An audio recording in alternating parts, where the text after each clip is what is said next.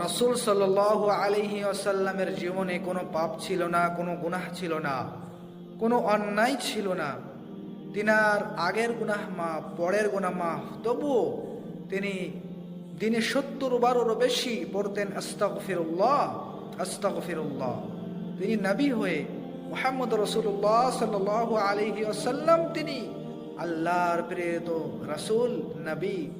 নবী হওয়ার সত্ত্বেও, আল্লাহর বন্ধু হওয়ার সত্ত্বেও কি করতেন? দিনে ৭০ বারেরও বেশি আস্তাগফিরুল্লাহ পড়তেন।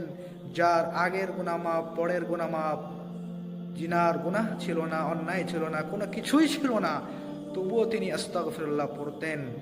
আর আমরা তিনার উম্মত, তিনার উম্মত।